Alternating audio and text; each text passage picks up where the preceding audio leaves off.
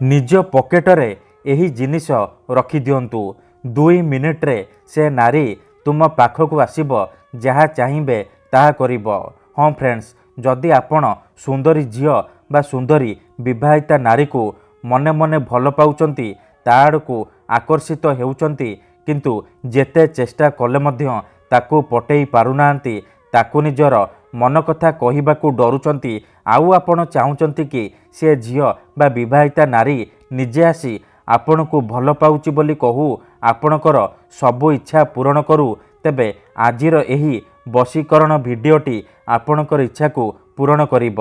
केवल आपण निज पॉकेटरे एहाकू रखंतु। ग्यारंटी देउची 2 मिनिट्रे से झियो बा विवाहिता नारी आपणकर बसरे हेजिब, आपणक प्रेमरे दीवानी हेजिब।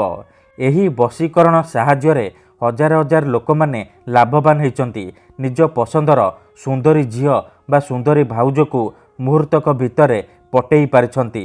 तेणु आपण भी मो कथा मानी निज पॉकेटरे एही जिनिस रखी दियंतु। ग्यारंटी देउची जेउ झियो पटु नथिला से झियो आपे आपे पटिजिब, आपण को भल पाउची बोली कहिब। जेउ विवाहिता नारी बा पड़िशा घर भाउज को आपण राति दिन भाबुचंती सीए निजे फोन करिकी घर को डाकिब, जहाँ चाहिए ताहा करिब। नमस्कार फ्रेंड्स, ओडिया फंडा चैनल को आपण मानकु स्वागत। आजिर एही भिडियोटी रे मु आपण को सिखेइबी आपण किपरि झियो पटेई पारिबे, विवाहिता नारी को पटेई पारिबे, ताठारु निजर मन मुताबक काम हासिल करि पारिबे। एही वशीकरण एते शक्तिशाली कि जे भी एहाकु करिछि सफल हेछि। वर्ष वर्ष धरी भांगी जाइतिबा पुराना प्रेम को फेराई आनी पारिछि। सासु नणंद दियर भाउज काहाकु भी निज बसरे करी ताठारु निजर मन मुताबक काम हासिल करि पारिछि। तेणु एही वशीकरण आपण भाबी चिंतिकी प्रयोग करिबे।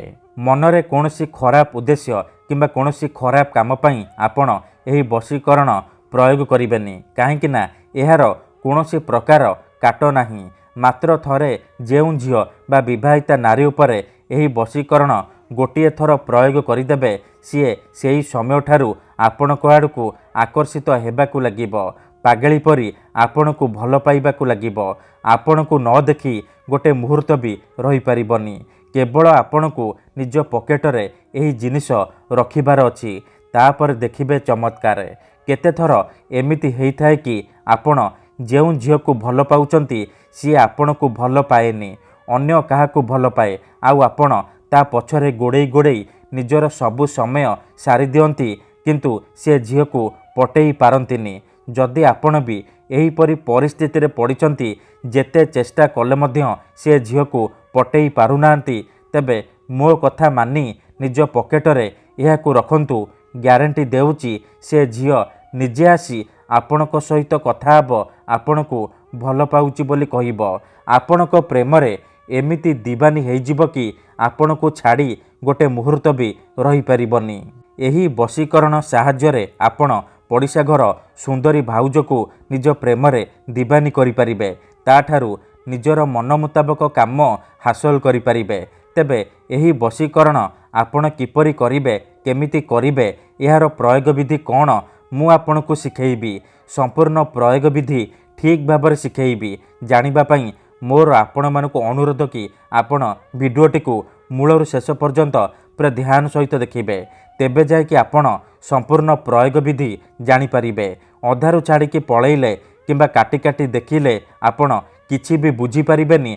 परे आपण कमेंट करिवे गुरुजी आपणकर वशीकरण काम करूनी। देखंतु वशीकरण करिबा पूर्वरु गोटिए छोटिया कथा मन रखंतु, वशीकरण एमिति सेमिति काम करेनी। मनरे संपूर्ण विश्वास निष्ठा आउ एकाग्रतार सहित आपणकू एही वशीकरण करिबाकू पड़िबो। तेबे जाई मु आपणकू ग्यारंटी देउची आपण जेउ झियो बा महिला को पटेइबाकू चाहुचंती ताकू मुहूर्तक भितरे पटेई पारिबे, ताठारु किछि भी काम हासिल करि पारिबे। ठीक अछि, तेबे एही वशीकरण विधि को आपण केउ भी बारे करि पारिबे, किंतु जेबे भी करिबे सूर्यास्त परे राति समय करिबे।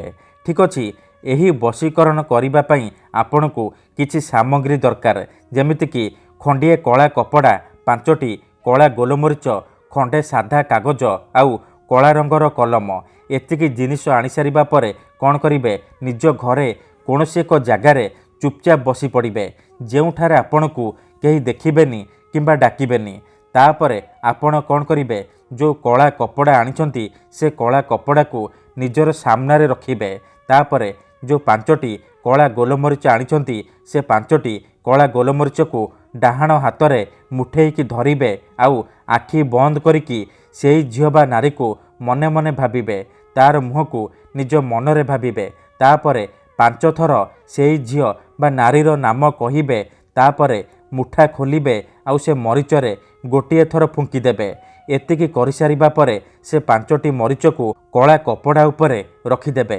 ତାପରେ ଯେଉଁ କାଗଜ ଆଣିଛନ୍ତି ସେ କାଗଜରେ କଳା କଲମର ସାହାଯ୍ୟରେ ଗୋଟିଏ ମନ୍ତ୍ର ଲେଖିବେ।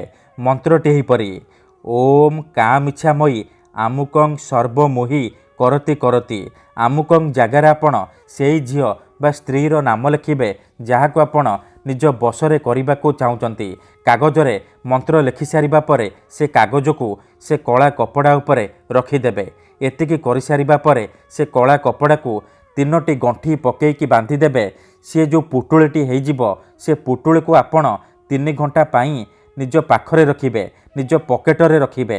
3 ଘଣ୍ଟା ପରେ ଆପଣ କ'ଣ କରିବେ, ସେ ପୁଟୁଳିକୁ ନେଇକି କୌଣସି ଏକ ବରଗଛ କିମ୍ବା ଓସ୍ତ ଗଛର ମୂଳରେ ରଖିଦେଇ ଚୁପଚାପ ଘରକୁ ଫେରିଆସିବେ। ଏତିକି କରିକି ଦେଖନ୍ତୁ, ଗ୍ୟାରେଣ୍ଟି ଦେଉଛି ଏହି ବିଧିକୁ କରିବା ମାତ୍ରେ ସେ ଝିଅ ହେଉ ବା ବିବାହିତା ନାରୀ ଆପଣଙ୍କ ଆଡ଼କୁ ଆକର୍ଷିତ ହେବାକୁ ଲାଗିବ। ଧନ୍ୟବାଦ।